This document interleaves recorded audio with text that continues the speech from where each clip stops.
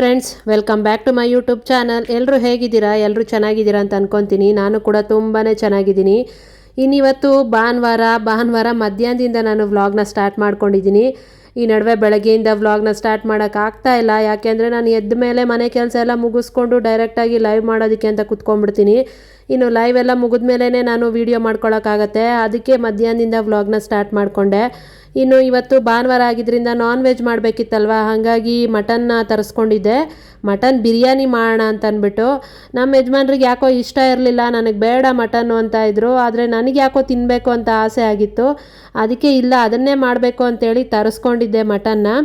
ಇನ್ನು ಮಟನ್ ಎಲ್ಲ ಕ್ಲೀನ್ ಮಾಡ್ಕೊತಾ ಇದ್ದೀನಿ. ಒಂದು 2-3 ಸರಿ ಚೆನ್ನಾಗಿ ತೊಳ್ಕೊಬೇಕಾಗತ್ತೆ ಮಟನ್ನ. ಯಾಕಂದರೆ ಅವ್ರು ಕಟ್ ಮಾಡಿಟ್ಟು ಎಷ್ಟೊತ್ತೋ ಆಗಿರುತ್ತೆ ಅಲ್ವಾ, ಕ್ಲೀನಾಗಿ ತೊಳಿದೆ ಹೋದರೆ ನನಗೆ ಸಮಾಧಾನ ಆಗಲ್ಲ. ಕ್ಲೀನಾಗಿ ಚೆನ್ನಾಗಿ ತೊಳಿತಾ ಇದ್ದರೆ ನಮ್ಮ ಮನೆಯವ್ರು ಅದರಲ್ಲಿರೋ ಪ್ರೋಟೀನ್ಸ್ ಎಲ್ಲ ಹೊಟ್ಟೋಗ್ಬಿಡುತ್ತೆ. ನೀನು ತೊಳೆದು ಅದರಲ್ಲಿರೋದನ್ನೆಲ್ಲ ಹಾಳು ಮಾಡಿಬಿಡ್ತೀಯ, ವೇಸ್ಟ್ ಮಾಡಿಬಿಡ್ತೀಯ ಅಂತ ಇರ್ತಾರೆ ಕೂತ್ಕೊಂಡು.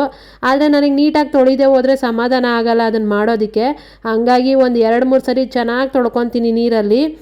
ಇನ್ನು ಯಾರಾದರೂ ನನ್ನ ಚಾನಲ್ಗೆ ಸಬ್ಸ್ಕ್ರೈಬ್ ಮಾಡ್ಕೊಳ್ದೆ ವೀಡಿಯೋ ನೋಡ್ತಾ ಇದ್ದರೆ ಪ್ಲೀಸ್ ಸಬ್ಸ್ಕ್ರೈಬ್ ಮಾಡ್ಕೊಂಡು ವೀಡಿಯೋ ನೋಡಿ.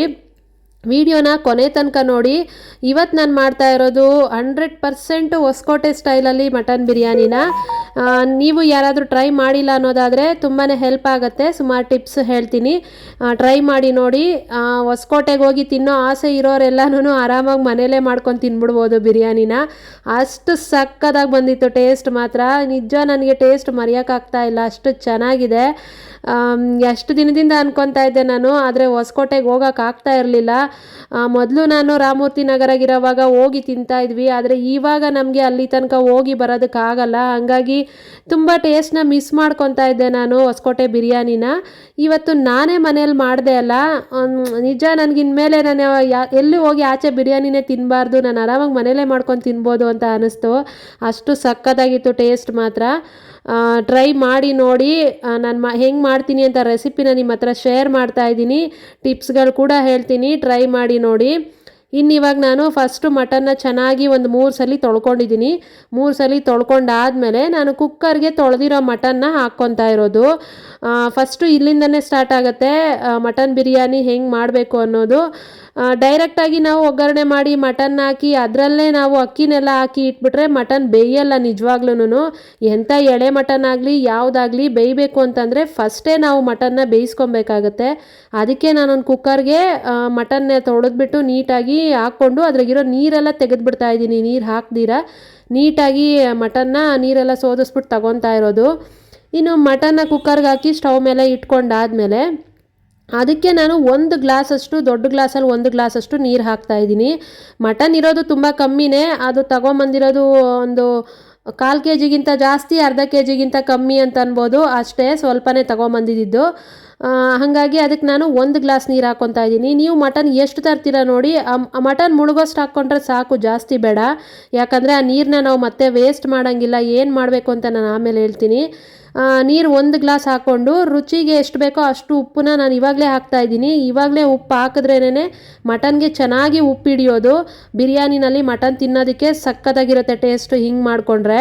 ಇದು ಮೊದಲನೇ ಟಿಪ್ಪು ನಿಮಗೆ. ಅರಿಶಿನ ಕೂಡ ಹಾಕಿಬಿಟ್ಟು ಕುಕ್ಕರ್ ಲಿಡ್ನ ಕ್ಲೋಸ್ ಮಾಡಿ. ಒಂದು ಎಳೆ ಮಟನ್ ಇದು, ಹಾಗಾಗಿ ನಾನೊಂದು 3 ವಿಷಲ್ನ ತೊಗೊತಾ ಇದ್ದೀನಿ. ಬಲ್ತಿರೋ ಮಟನ್ ಆದರೆ ಇನ್ನೂ ಸ್ವಲ್ಪ ವಿಷಲ್ ಜಾಸ್ತಿ ಬೇಕಾಗುತ್ತೆ.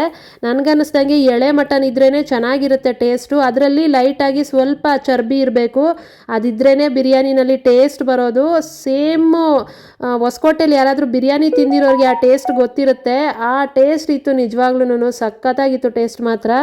ಇಷ್ಟು ಸಲ ನಾನು ಹೇಳ್ತಾ ಇದ್ದೀನಿ ಅಂತಂದರೆ ನಿಜ ಹೆಂಗಿರ್ಬೋದು ಅಂತ ನೀವೇ ಇಮ್ಯಾಜಿನ್ ಮಾಡ್ಕೊಬೋದು. ಟ್ರೈ ಮಾಡಿ ನೋಡಿ ಬೇಕಿದ್ರೆ.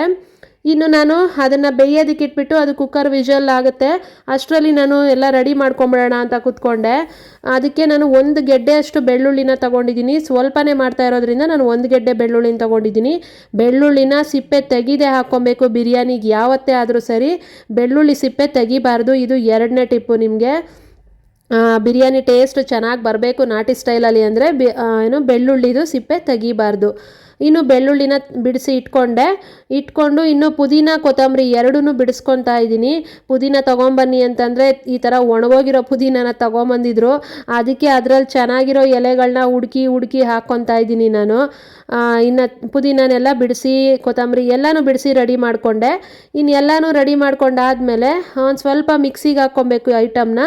ಇದು 1 ಗ್ಲಾಸ್ ಅಕ್ಕಿನ ನಾನು ತೊಳೆದು ನೆನೆಸಿ ಇಟ್ಟಿದ್ದೀನಿ. ಅಕ್ಕಿನ ಯಾವತ್ತೂ ಅಷ್ಟೇನೆ ಫಸ್ಟೇ ತೊಳೆದು ನೆನೆಸಿ ಇಟ್ಬಿಡಬೇಕು. ನಾವು ಇದೆಲ್ಲ ಒಗ್ಗರಣೆ ಮಾಡ್ಕೊಳ್ಳೋವರೆಗೂ ಅಕ್ಕಿ ಚೆನ್ನಾಗಿ ನೆಂದರೆ ಉದ್ರುದ್ರಾಗುತ್ತೆ. ಬಿರಿಯಾನಿ ಆಗಲಿ ಪಲಾವ್ ಆಗಲಿ ಏನೇ ಮಾಡಲಿ ಪರವಾಗಿಲ್ಲ. ಇದು 3ನೇ ಟಿಪ್ಪು ನಿಮಗೆ. ಇನ್ನಿವಾಗ ನಾನು ಕೊತ್ತಂಬರಿ ಪುದೀನ ಎರಡೂ ತೊಳೆದು ಕ್ಲೀನ್ ಮಾಡಿ ಇಟ್ಕೊಂಡಿರೋದನ್ನು ಮಿಕ್ಸಿ ಜಾರ್ಗೆ ಹಾಕ್ಕೊತಾ ಇದ್ದೀನಿ. ಇವಾಗ ಇದಕ್ಕೆ ಹಸಿಮೆಣಸಿನ್ಕಾಯಿ ಹಾಕ್ಕೊತಾ ಇದ್ದೀನಿ. ಬಿರಿಯಾನಿ ಮಾಡೋವಾಗ ಹಸಿಮೆಣಸಿನ್ಕಾಯಿನೇ ಹಾಕಬೇಕು, ಅದೇ ಟೇಸ್ಟ್ ಚೆನ್ನಾಗಿರೋದು.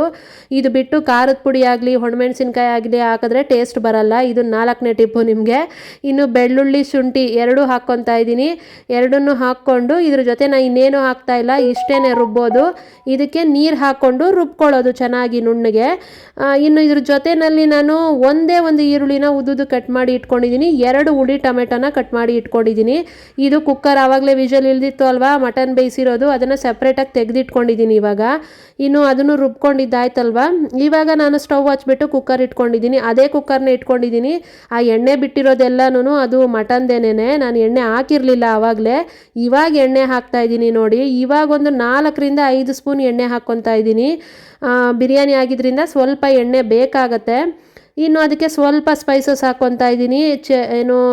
ಒಂದೇ ಒಂದು ಚಕ್ಕೆ ಪೀಸು, 1-2 ಲವಂಗ, ಜೊತೆಯಲ್ಲಿ ಸ್ವಲ್ಪ ಸೋಂಪು ಕಾಳು, ಒಂದು ಸ್ವಲ್ಪ ಕಸೂರಿ ಮೇಥಿ, ಇದೆಲ್ಲನೂ ಹಾಕ್ಕೊತಾ ಇದ್ದೀನಿ. ಅದೆಲ್ಲನೂ ಚೆನ್ನಾಗಿ ಎಣ್ಣೆಯಲ್ಲಿ ಫ್ಲೇವರ್ ಬಿಟ್ಕೊಬೇಕು. ಆ ಥರ ಸ್ವಲ್ಪ ಹೊತ್ತು ಫ್ರೈ ಮಾಡಿಕೊಂಡ್ರೆ ಸಾಕಾಗತ್ತೆ. ಹಿಂಗೆ ಮಾಡಿಕೊಂಡ್ರೆ ಸಾಕಾಗ್ಬಿಡುತ್ತೆ. ಇನ್ನು ಇವಾಗ ಕಟ್ ಮಾಡಿ ಇಟ್ಕೊಂಡಿರೋ 1 ಈರುಳ್ಳಿನ ಹಾಕ್ಕೊತಾ ಇದ್ದೀನಿ. ಈರುಳ್ಳಿ ಬೇಕಿದ್ರೆ ಇನ್ನೂ ಜಾಸ್ತಿ ಕೂಡ ಹಾಕ್ಕೊಬೋದು, ಚೆನ್ನಾಗಿರುತ್ತೆ. ನಾನು ಚಿಕ್ಕದಾಗಿ ಮಾಡ್ತಾ ಇರೋದ್ರಿಂದ ಒಂದೇ ಒಂದು ಸಾಕು ಅಂತ ಹಾಕಿರೋದು. ಹಾಕ್ಬಿಟ್ಟು ಚೆನ್ನಾಗಿ ಅದನ್ನು ಫ್ರೈ ಮಾಡ್ಕೊಬೇಕು. ಈರುಳ್ಳಿ ಸ್ವಲ್ಪ ಹಸಿ ವಾಸನೆ ಹೋಗೋ ತನಕ, ಅಂದರೆ ಈರುಳ್ಳಿ ಚೆನ್ನಾಗಿ ಕೆಂಪಗಾಗೋ ತನಕ, ಬಿರಿಯಾನಿನಲ್ಲಿ ಈರುಳ್ಳಿ ಚೆನ್ನಾಗಿ ಕೆಂಪಗಾಗೋ ತನಕ ಫ್ರೈ ಮಾಡ್ಕೊಂಡ್ರೇ ಅದು ಟೇಸ್ಟ್ ಬರೋದು. ಇದೊಂದು ಟಿಪ್ಪು ನಿಮಗೆ. ಇವಾಗ ಇದನ್ನು ನೀರು ಮಾತ್ರ ಉಳಿಸ್ಕೊಂಡು ಮಟನ್ನ ತೆಗೆದುಬಿಟ್ಟು ನಾನು ಇವಾಗ ಒಗ್ಗರಣೆಗೆ ಹಾಕ್ಕೊತಾ ಇದ್ದೀನಿ. ಈ ಟಿಪ್ನ ನೀವು ಫಾಲೋ ಮಾಡಿ. ನಿಜವಾಗ್ಲೂ ಮಟನ್ ಬಿರಿಯಾನಿ ಹೆಂಗೆ ಬರುತ್ತೆ ಅಂದರೆ ನೀವು ಇಮ್ಯಾಜಿನ್ ಕೂಡ ಮಾಡಿರಲ್ಲ, ಅಷ್ಟು ಚೆನ್ನಾಗಿರುತ್ತೆ ಟೇಸ್ಟ್ ಮಾತ್ರ. ಇನ್ನು ನಾನು ಈಗ ಮಟನ್ ಹಾಕ್ಕೊಂಡು ಇವಾಗ ನಾನು ಇದನ್ನು ಎಣ್ಣೆನಲ್ಲಿ ಫ್ರೈ ಮಾಡ್ಕೊತಾ ಇರೋದು. ಇದನ್ನು ಚೆನ್ನಾಗಿ ಸ್ವಲ್ಪ ಹೊತ್ತು ಎಣ್ಣೆನಲ್ಲಿ ಫ್ರೈ ಮಾಡಬೇಕಾಗತ್ತೆ. ಚೆನ್ನಾಗಿ ಎಣ್ಣೆನಲ್ಲಿ ಫ್ರೈ ಮಾಡ್ಕೊಂಡಾದಮೇಲೆ ಇದಕ್ಕೆ ನಾನು ರುಬ್ಬಿಟ್ಕೊಂಡಿರೋ ಮಸಾಲೆನ ಹಾಕ್ಕೊತೀನಿ. ಮಸಾಲೆ ಅಂದರೆ ಏನೂ ಇಲ್ಲ ಇದರಲ್ಲಿ, ಬರೀ ಹಸಿಮೆಣಸಿನ್ಕಾಯಿ, ಶುಂಠಿ, ಬೆಳ್ಳುಳ್ಳಿ, ಕೊತ್ತಂಬರಿ, ಪುದೀನ ಇಷ್ಟೇ ರುಬ್ಕೊಂಡಿರೋದು. ಇದನ್ನು ಹಾಕ್ಬಿಟ್ಟು ಮಿಕ್ಸಿ ಜಾರ್ಗೆ ಸ್ವಲ್ಪ ನೀರು ಹಾಕಿ ಅದನ್ನು ಕೂಡ ಹಾಕ್ಕೊಂಡು ಇದನ್ನು ಇವಾಗ ಚೆನ್ನಾಗಿ ಆ ನೀರಿನ ಅಂಶ ಎಲ್ಲ ಹೋಗಿ ಗಟ್ಟಿಯಾಗತ್ತೆಲ್ಲ ಮಸಾಲೆ, ಅಲ್ಲಿ ತನಕ ನಾನು ಚೆನ್ನಾಗಿ ಫ್ರೈ ಮಾಡ್ಕೊತೀನಿ. ಇವಾಗ ಇದನ್ನು ಎಷ್ಟು ಚೆನ್ನಾಗಿ ಫ್ರೈ ಮಾಡ್ಕೊತೀವಲ್ಲ ಅಷ್ಟು ಚೆನ್ನಾಗಿ ಬಿರಿಯಾನಿ ಬರುತ್ತೆ. ಮಟನ್ಗೆ ಇವಾಗ ಉಪ್ಪು ಖಾರ ಎಲ್ಲ ಚೆನ್ನಾಗಿ ಹಿಡಿಯುತ್ತೆ. ಉಪ್ಪು ಆಲ್ರೆಡಿ ಹಿಡ್ದಿರುತ್ತೆ, ಅದಕ್ಕೆ ನಾನು ಆಗಲೇ ಉಪ್ಪಾಕಿ ಬೇಯಿಸ್ಕೊಂಡಿದ್ದೀನಿ ಅಲ್ಲ. ಇವಾಗ ಇದಕ್ಕೆ ಖಾರ ಎಲ್ಲನೂ ಚೆನ್ನಾಗಿ ಹಿಡಿಯುತ್ತೆ ಮಟನ್ಗೆ. ಇವಾಗ ಇದನ್ನು ಚೆನ್ನಾಗಿ ಫ್ರೈ ಮಾಡ್ಕೊಬೇಕು. ಈ ಥರ ನೀರಿನ ಅಂಶ ಎಲ್ಲ ಡ್ರೈ ಆಗಿ ಎಣ್ಣೆ ಬಿಡೋಕ್ಕೆ ಸ್ಟಾರ್ಟ್ ಆಗುತ್ತೆ ಅಲ್ಲ, ಅಲ್ಲಿ ತನಕ ಫ್ರೈ ಮಾಡ್ಕೊತಾ ಇದ್ದೀನಿ. ಇಷ್ಟು ಚೆನ್ನಾಗಿ ಫ್ರೈ ಮಾಡ್ಕೊಂಡ್ಮೇಲೆ ನಾನು ಕಟ್ ಮಾಡಿ ಇಟ್ಕೊಂಡಿರೋ ಟೊಮೆಟೊ ಹಾಕ್ಕೊತಾ ಇದ್ದೀನಿ. 2 ಹುಳಿ ಟೊಮೆಟೊನ ಹಾಕ್ಕೊತಾ ಇದ್ದೀನಿ, ಜಾಸ್ತಿ ಬೇಡ, ಯಾಕಂದರೆ ನಾನು ಇದಕ್ಕೆ ಮೊಸರು ಕೂಡ ಹಾಕ್ತಾ ಇದ್ದೀನಿ. ನಾನು ಯಾವಾಗಲೂ ಹೇಳ್ದಂಗೆ ಬಿರಿಯಾನಿ ಆಗಲಿ ಪಲಾವ್ ಆಗಲಿ ಮೊಸರು ಹಾಕಿದ್ರೇ ಅದು ಟೇಸ್ಟು ಚೆನ್ನಾಗಿರೋದು. ಹಾಗಾಗಿ ನಾನು ಅದಕ್ಕೆ ಮೊಸರು ಹಾಕ್ಕೊತೀನಿ. ಈಗ ಫಸ್ಟ್ಗೆ ನಾನು ಟೊಮೆಟೊನ ಸ್ವಲ್ಪ ಫ್ರೈ ಮಾಡ್ಕೊಂಡ್ಮೇಲೆ ಇದಕ್ಕೆ ಹಾಕ್ತಾ ಇರೋದು ನಾನು mutton masala powder. Biryani powder ಇದ್ದರೆ ಅದನ್ನು ಕೂಡ ಹಾಕ್ಕೊಬೋದು. ನಾನು ಮಟನ್ ಮಸಾಲ ಪೌಡ್ರನ್ನ ಹಾಕ್ಕೊತಾ ಇದ್ದೀನಿ. ಆಲ್ಮೋಸ್ಟ್ 2 ಸೇಮ್ ಇರುತ್ತೆ. 1 ಸ್ಪೂನಷ್ಟು ಹಾಕ್ಕೊತೀನಿ, 1/2 ಸ್ಪೂನ್ ಗರಂ ಮಸಾಲ ಹಾಕ್ಕೊತೀನಿ, 1 ಸ್ಪೂನಷ್ಟು ಧನಿಯಾ ಪುಡಿ ಹಾಕ್ತಾಯಿದ್ದೀನಿ. ಹಾಕ್ಬಿಟ್ಟು ಚೆನ್ನಾಗಿ ಫ್ರೈ ಮಾಡ್ಕೊಬೇಕು. ಅದ್ರದ್ದು ಪೌಡ್ರದ್ದು ಹಸಿ ಏನಿರುತ್ತೆ ಅಲ್ಲ ಅದೆಲ್ಲ ಹೋಗೋ ತನಕ ಫ್ರೈ ಮಾಡ್ಕೊತೀನಿ ಚೆನ್ನಾಗಿ. ಇಷ್ಟು ಚೆನ್ನಾಗಿ ಫ್ರೈ ಮಾಡ್ಕೊಂಡ್ಮೇಲೆ ನಾನು ಅದಕ್ಕೆ 1-2 ಸ್ಪೂನಷ್ಟು ಮೊಸರನ್ನ ಹಾಕ್ಕೊತೀನಿ. ಯಾವತ್ತೂ ಬಿರಿಯಾನಿ ಮಾಡೋವಾಗ ಮೊಸರನ್ನ ಮಿಸ್ ಮಾಡಲೇಬೇಡಿ. ಇದೊಂದು ಟಿಪ್ಪು ನಿಮಗೆ. ಈ ಮೊಸರು ಹಾಕಿದ್ರೇ ಮಟನ್ ಆಗಲಿ ಚಿಕನ್ ಆಗಲಿ ಸಾಫ್ಟಾಗಿ ಟೆಂಡರ್ ಆಗಿರುತ್ತೆ, ಚೆನ್ನಾಗಿ ಬರುತ್ತೆ ಟೇಸ್ಟು. ಸಾಫ್ಟಾಗಿರುತ್ತೆ ಬಿರಿಯಾನಿ ಆದಮೇಲೆ ಕೂಡ ತಿನ್ನೋದಕ್ಕೆ. ಮಟನ್ ಗಟ್ಟಿಯಾಗಿರುತ್ತೆ, ಕೆಲವೊಂದು ಕಡೆ ತಿಂದಿರ್ತೀರ ನೀವು, ಗೊತ್ತಿರುತ್ತೆ, ತಿನ್ನೋಕ್ಕೆ ಕೂಡ ಆಗಲ್ಲ ಮಟನ್ನ. ಆ ಥರ ಇಲ್ಲಿರಲ್ಲ. ಮೊಸರು ಹಾಕಿದ್ರೆ ಸಖತ್ ಸಾಫ್ಟಾಗಿ ಆಗುತ್ತೆ ಮಟನ್ನು. ಇನ್ನು ಚೆನ್ನಾಗಿ ಫ್ರೈ ಮಾಡ್ಕೊಂಡ್ಬಿಟ್ಟು ನಾನು ಆಮೇಲೆ ಇದಕ್ಕೆ ನಾನು ನೀರನ್ನ ತೆಗೆದು ಇಟ್ಟಿದ್ದೆ ಅಲ್ವಾ, ಮಟನ್ ಬೇಯಿಸಿರೋ ನೀರನ್ನ, ಅದು ಇವಾಗ ಹಾಕ್ಕೊತಾ ಇದ್ದೀನಿ. 1/4 ಗ್ಲಾಸಷ್ಟು ಮಟನ್ ನೀರಾಗಿತ್ತು, ಅದನ್ನು ನಾನೀಗ 2 ಗ್ಲಾಸ್ ಮೆಜರ್ಮೆಂಟಲ್ಲಿ ಹಾಕ್ಕೊತಾ ಇರೋದು. ಯಾಕಂದರೆ 1 ಗ್ಲಾಸ್ದು ನಾನು ಅಕ್ಕಿ ತೊಳೆದಿಟ್ಕೊಂಡಿರೋದು, ಅದರಲ್ಲಿ 2 ಗ್ಲಾಸಷ್ಟು ನೀರು ಸೇರಿ, ಮಟನ್ ನೀರು ಮತ್ತು ನಾರ್ಮಲ್ ನೀರು ಸೇರಿ 2 ಗ್ಲಾಸಷ್ಟು ಹಾಕ್ಕೊಂಡಿರೋದು. ಹಾಕ್ಕೊಂಬಿಟ್ಟು ಅದನ್ನು ಚೆನ್ನಾಗಿ ಕುದಿಸ್ಬೇಕು. ಸ್ವಲ್ಪ ಹೊತ್ತು ಚೆನ್ನಾಗಿ ಕುದಿಯೋದಕ್ಕೆ ಬಿಟ್ಬಿಡಬೇಕು. ಮಟನ್ನು ಇನ್ನೂ ಸ್ವಲ್ಪ ಏನಾದರೂ ಗಟ್ಟಿಗಿತ್ತು ಅಂತಂದರೆ, ಬೆಂದಿಲ್ಲ ಅಂದರೆ ಇವಾಗ ಚೆನ್ನಾಗಿ ಬೆಂದುಬಿಡುತ್ತೆ. ಅಲ್ಲಿ ತನಕ ಚೆನ್ನಾಗಿ ಕುದಿಸ್ಕೊಬೇಕು. ಚೆನ್ನಾಗಿ ಕುದ್ದಾದಮೇಲೆ ನಾನು ತೊಳೆದು ಇಟ್ಕೊಂಡಿರೋ ಅಕ್ಕಿನ ನೀರು ತೆಗೆದ್ಬಿಟ್ಟು ಹಾಕ್ಕೊತಾ ಇದ್ದೀನಿ. ಇವಾಗ ಅಕ್ಕಿನೆಲ್ಲ ಹಾಕ್ಕೊಂಡಾದ್ಮೇಲೆ ಚೆನ್ನಾಗಿ ಒಂದ್ಸರಿ ಮಿಕ್ಸ್ ಮಾಡಿ ಟೇಸ್ಟ್ ನೋಡ್ಕೊಬೇಕು, ಉಪ್ಪು ಖಾರ ಹುಳಿ ಎಲ್ಲ ಕರೆಕ್ಟ್ ಇದೆಯಾ ಅಂತ. ಯಾಕಂದರೆ ಬಿರಿಯಾನಿಗೆ ಇವಾಗ ಏನಾದರೂ ಒಂಚೂರು ಹೆಚ್ಚು ಕಡಿಮೆ ಆಯಿತು ಅಂದರೂ ಕೂಡ ತಿನ್ನೋವಾಗ ಅದು ಟೇಸ್ಟ್ ಬರಲ್ಲ, ಮತ್ತು ನಾವೇನೂ ಎಕ್ಸ್ಟ್ರಾ ಮಿಕ್ಸ್ ಮಾಡೋಕ್ಕಾಗಲ್ಲ. ಹಾಗಾಗಿ ಈಗಲೇ ಚೆಕ್ ಮಾಡ್ಕೊಬೇಕು. ನನಗೆ ಸ್ವಲ್ಪ ಉಪ್ಪು ಕಮ್ಮಿ ಇದೆ ಅಂತ ಅನ್ನಿಸ್ತು, ಹಾಗಾಗಿ ಇನ್ನೊಂದು ಸ್ವಲ್ಪ ಉಪ್ಪು ಹಾಕ್ಕೊಂಬಿಟ್ಟು ಕುಕ್ಕರ್ ಲಿಡ್ನ ಕ್ಲೋಸ್ ಮಾಡಿ ಇನ್ನೊಂದು 3 ವಿಷಲ್ ಆದರೆ ಸಾಕು, ಬೆಂದೋಗುತ್ತೆ. ನಾನು ಮಟನ್ನ ಫಸ್ಟು 3 ವಿಷಲ್ ಬೇಯಿಸ್ಕೊಂಡಿದ್ದೆ, ಮತ್ತೆ ಸ್ವಲ್ಪ ಹೊತ್ತು ಕುದಿಸಿದ್ದೀನಿ, ಈಗ ಮತ್ತೆ 3 ವಿಷಲ್ಲು, ಅಲ್ಲಿಗೆ 6ರಿಂದ 7 ವಿಷಲ್ವರೆಗೂ ಆಯಿತು. ಇವಾಗ ನೀವು ನೋಡ್ತಾ ಇರ್ಬೋದು ಮಟನ್ನು ಅಂದರೆ ವಿಷಲೆಲ್ಲ ಆದಮೇಲೆ ಓಪನ್ ಮಾಡಿ ತೋರಿಸ್ತಾ ಇದ್ದೀನಿ. ವಿಷಲೆಲ್ಲ ಇಳಿದ್ಮೇಲೆ ಓಪನ್ ಮಾಡಬೇಕು, ಸಡನ್ನಾಗಿ ಓಪನ್ ಮಾಡಬಾರ್ದು. ಪ್ರೆಷರ್ ಇಳಿದ್ಮೇಲೆ ಓಪನ್ ಮಾಡಿದ್ರೆ ಎಷ್ಟು ಉದ್ರುದ್ರಾಗಿ ಎಷ್ಟು ಚೆನ್ನಾಗಿ ಕಾಣಿಸ್ತಾ ಇದೆ ಮಟನ್ ಬಿರಿಯಾನಿ ಅಂತ. ಸೀರಿಯಸ್ ಆಗಿ ಹೇಳ್ತೀನಿ, ಟೇಸ್ಟ್ ಮಾತ್ರ ಹೆಂಗಿತ್ತು ಅಂದರೆ ನನಗೆ ನಿಜ ಮರೆಯೋಕ್ಕಾಗ್ತಾ ಇಲ್ಲ ಟೇಸ್ಟು. ಇನ್ಯಾವತ್ತೂ ನಾನು ಹೋಟ್ಲಲ್ಲಿ ತಿನ್ನಲ್ಲ, ನಾನು ಮನೇಲೇ ತಿಂತೀನಿ ಅನ್ನೋಷ್ಟು ಚೆನ್ನಾಗಿತ್ತು. ನನ್ನ ಹಸ್ಬೆಂಡ್ಗಂತೂ ಮಟನ್ನೇ ಬೇಡ, ನಾನು ತಿನ್ನಲ್ಲ ಅಂತ ಇದ್ದವರು ಎಷ್ಟು ತಿಂದರು ಅಂದರೆ ಇರೋದೆಲ್ಲ ಖಾಲಿ ಮಾಡಿಬಿಟ್ರು ಅವರು. ಕೊನೆಗೆ ಮಟನ್ನು ಇಷ್ಟೇನ ಇರೋದು ಪೀಸ್ಗಳು, ನನಗೆ ಸಾಕಾಗಲೇ ಇಲ್ಲ ಅಂತಂದರು. ಕೊನೆಗೆ ನನ್ನ ಹತ್ರ ಇದ್ದಿದ್ದ ಪೀಸ್ಗಳನ್ನ ಅವ್ರಿಗೆ ಹಾಕಿದೆ. ತೊಗೊಂಬರೋವಾಗ ಬೇಡ ನನಗೆ ಕಮ್ಮಿ ತರ್ತೀನಿ ಅಂತ ಅಂದ್ಬಿಟ್ಟು ತೊಗೊಂಬಂದಿದ್ರು. ಇವಾಗ ನೋಡಿದ್ರೆ ಅವ್ರಿಗೆ ಸಾಕಾಗಲೇ ಇಲ್ಲ, ನನಗೆ ಬೇಕಿತ್ತು ಇನ್ನು ಅಂತ ಇದ್ದರು. ಫಸ್ಟು ನಮ್ಮ ಅಮ್ಮಗೆ ಒಂದು ಬಟ್ಲಷ್ಟು ಹಾಕಿ ಕೊಟ್ಬಿಟ್ಟೆ, ಅವರು ತಿನ್ಕೊಳ್ಳಿ ಊಟ ಅಂತ ಅಂದ್ಬಿಟ್ಟು. ಆಮೇಲೆ ಇನ್ನು ಮನೆಯವ್ರಿಗೆ ಊಟ ಹಾಕಿ ಕೊಡ್ತಾ ಇದ್ದೀನಿ. ಅವರಿಗೂ ಊಟ ಹಾಕಿ ಕೊಟ್ಟಾದಮೇಲೆ ನಾನು ಕೂಡ ಊಟ ಹಾಕ್ಕೊಂಡು ತಿಂದಿದ್ದು. ನನಗೆ ಹೆಂಗೆ ಹೇಳಬೇಕೋ ಗೊತ್ತಿಲ್ಲ, ಟೇಸ್ಟ್ ಮಾತ್ರ ನಿಜವಾಗ್ಲೂ ಮಟನ್ ಬಿರಿಯಾನಿ ಹೊಸಕೋಟೆಯಲ್ಲಿ ತಿಂತಾ ಇರೋರು ಯಾರಾದರೂ ಹೊಸಕೋಟೆ ಬಿರಿಯಾನಿನ ಮಿಸ್ ಮಾಡ್ಕೊತಾ ಇದ್ದೀವಿ ಅಂತ ಅನ್ಸಿದ್ರೆ ಪ್ಲೀಸ್ ಇದನ್ನು ಮನೆಯಲ್ಲಿ ಟ್ರೈ ಮಾಡಿ ನೋಡಿ, ಎಷ್ಟು ಚೆನ್ನಾಗಿರುತ್ತೆ ಟೇಸ್ಟು ಅಂತ. ಟ್ರೈ ಮಾಡಿಬಿಟ್ಟು ನನಗೆ ಕಮೆಂಟ್ ಮಾಡಿ ಹೇಳಿ ಆಯಿತಾ, ಹೆಂಗಿತ್ತು ಅಂತ ಅಂದ್ಬಿಟ್ಟು. ನಿಜ ಸಖತ್ತಾಗಿತ್ತು. ಇದಕ್ಕೆ ಯಾವುದೇ ಮೊಸರು ಬಜ್ಜಿ ಆಗಲಿ ಗ್ರೇವಿ ಆಗಲಿ ಏನೂ ಬೇಡ, ನಾನು ಏನೂ ಮಾಡಿರಲಿಲ್ಲ. ಅದಕ್ಕೆ ಡೈರೆಕ್ಟಾಗಿ ಬರೀ ಬಿರಿಯಾನಿನೇ ತಿಂದಿದ್ದು, ಜೊತೇಲಿ ಈರುಳ್ಳಿ ಇಟ್ಕೊಂಡು ನಮ್ಮ ಮನೆಯವ್ರಿಗೆ ಈರುಳ್ಳಿನೂ ನಿಂಬೆಹಣ್ಣು ಕೊಟ್ಬಿಟ್ರೆ ಸಾಕು, ಅದರಲ್ಲೇ ತಿನ್ಕೊಂಬಿಡ್ತಾರೆ ಅವ್ರು, ಎಕ್ಸ್ಟ್ರಾ ಏನು ಕೇಳಲ್ಲ. ನಿಜವಾಗ್ಲೂ ಅಲ್ಟಿಮೇಟ್ ಆಗಿತ್ತು ಟೇಸ್ಟ್ ಮಾತ್ರ. ನನಗೆ ನಾನೇ ಎಷ್ಟು ಖುಷಿ ಆಗ್ತಾಯಿದೆ ಅಂದರೆ ನನಗೆ ಆ ಟೇಸ್ಟ್ನ ನಿಜ ನಾನು ಈ ಥರ ಮಾಡಿದ ಬಿರಿಯಾನಿ ಅಂತ ಅಷ್ಟು ಸಖತ್ತಾಗಿತ್ತು. ಮಟನ್ ಅಂತೂ ಎಷ್ಟು ಸಾಫ್ಟಾಗಿ ಬೆಂದಿತ್ತು ಗೊತ್ತಾ. ಇನ್ನು ನಾವು ಕೂಡ ಊಟ ತಿಂದು ಹೊಟ್ಟೆ ಭಾರ ಆಗಿಬಿಟ್ಟು ನಾನು ಚೆನ್ನಾಗಿ ನಿದ್ದೆ ಮಾಡಿಬಿಟ್ಟಿದ್ದೀನಿ. ಮಾತಾಡ್ಕೊಂಡೇ ನಿದ್ದೆ ಮಾಡಿಬಿಟ್ಟಿದ್ದೀನಿ. ಮಧ್ಯಾಹ್ನ ನಾನು ಗ್ರಾಸರಿ ತರಕ್ಕೆ ಆಚೆ ಹೋಗಬೇಕಾಗಿತ್ತು, ಆದರೆ ನೋಡಿದ್ರೆ ನಾನು ತಿಂದುಬಿಟ್ಟು ನನಗೆ ನಾನ್ ವೆಜ್ ತಿಂದ ಮೇಲೆ ಹಿಂದೆನೇ ನನಗೆ ಐಸ್ ಕ್ರೀಮ್ ತಿನ್ನಬೇಕು, ಆವಾಗಲೇ ಸಮಾಧಾನ ಆಗುತ್ತೆ. ಅದೇನೋ ಗೊತ್ತಿಲ್ಲ, ನನಗೆ ನಾನ್ ವೆಜ್ ತಿಂದಾಗ ಐಸ್ ಕ್ರೀಮ್ ತಿನ್ನಬೇಕು ಅಂತ ಆಸೆ ಆಗುತ್ತೆ. ಇವರಿಗೆ ತಗೊಂಬನ್ನಿ ಅಂದೆ, ನಾನು ಹೋಗಲ್ಲ ನೀನೇ ಬೇಕಾದರೆ ಹೋಗು ಅಂದರು. ನಾನೇ ಹೋಗಿ ತಗೊಂಬಂದ್ಬಿಟ್ಟು ತಿಂದ್ಬಿಟ್ಟು ಹಾಗೆ ಪಿಕ್ಚರ್ ನೋಡ್ಕೊಂಡು ಕೂತಿದ್ವಿ. ಹೋಗಬೇಕಿತ್ತು ಆಚೆ ತರೋದಕ್ಕೆ, ಅಂದರೆ ಗ್ರಾಸರಿ ತರಕ್ಕೆ ಹೋಗಬೇಕಾಗಿತ್ತು. ಆದರೆ ಸರಿ ಹೋಗೋಣ ಇರು ಇನ್ನೂ ಸ್ವಲ್ಪ ಹೊತ್ತು ಅಂದ್ರಲ್ಲ ಅಂದ್ಬಿಟ್ಟು ಕುತ್ಕೊಂಡು ಟಿ ವಿ ನೋಡ್ತಾ ಇದ್ದವಳು ಹಂಗೇ ನಿದ್ದೆ ಮಾಡಿಬಿಟ್ಟಿದ್ದೀನಿ. ಚೆನ್ನಾಗಿ ತಿಂದುಬಿಟ್ಟು ಅಷ್ಟು ಸಖತ್ತಾಗಿತ್ತು ಬಿರಿಯಾನಿ. ನಿಜವಾಗ್ಲೂ ನೋಡ್ತಾ ಇರ್ಬೋದು ಪಾತ್ರೆ ಬಿರಿಯಾನಿ ಎಲ್ಲ ಖಾಲಿ ಆಗೋಯ್ತು ಒಂದೇ ಟೈಮ್ಗೆನೇ. ತಿರುಗಿ ರಾತ್ರಿಗೆ ಉಳಿಲೇ ಇಲ್ಲ ಬಿರಿಯಾನಿ, ಒಂದೇ ಟೈಮ್ಗೆ ಖಾಲಿ ಆಗೋಯ್ತು. ರಾತ್ರಿಗೆ ಬೇರೆ ಮಾಡ್ಕೊಬೇಕಾಯ್ತು ಅಡುಗೆನ. ಅಷ್ಟು ಚೆನ್ನಾಗಿತ್ತು ಬಿರಿಯಾನಿ. ಇನ್ನು ಸರಿ ಲೇಟ್ ಆಗಿಬಿಡುತ್ತೆ, ಗ್ರಾಸರಿ ತರಕ್ಕೆ ಹೋಗ್ಬೇಕಾಗತ್ತೆ ಅಂತ ಅಂದ್ಬಿಟ್ಟು ನಾನು ಇನ್ನು ಪಾತ್ರೆಗಳನ್ನೆಲ್ಲ ತೊಳೆದ್ಬಿಡೋಣ ಅಂತ ಬಂದೆ. ಯಾಕಂದರೆ ಇನ್ನು ಹೋಗಿ ಬರೋಷ್ಟೊತ್ತಿಗೆ ಲೇಟ್ ಆಗಿಬಿಡುತ್ತೆ, ಮತ್ತೆ ಬಂದು ತೊಳಿಬೇಕು ಅಂದರೆ ಸುಸ್ತಾಗ್ಬಿಡುತ್ತೆ ಅಂತ ಅಂದ್ಬಿಟ್ಟು ಸರಿ ಅಂತ ನಾನು ನಿದ್ದೆ ಮಾಡಿ ಒಂದು ರೌಂಡು ಎದ್ದುಬಿಟ್ಟು ಆಮೇಲೆ ಬಂದು ಪಾತ್ರೆಗಳನ್ನೆಲ್ಲ ತೊಳೆದು ಕಿಚನ್ನೆಲ್ಲ ಕ್ಲೀನ್ ಮಾಡಿಕೊಂಡೆ. ಇನ್ನು ಕಿಚನೆಲ್ಲ ಕ್ಲೀನ್ ಮಾಡಿ ಆದಮೇಲೆ ನಾನು ಕೂಡ ರೆಡಿಯಾಗಿ ಹೊರಟಿದ್ದು.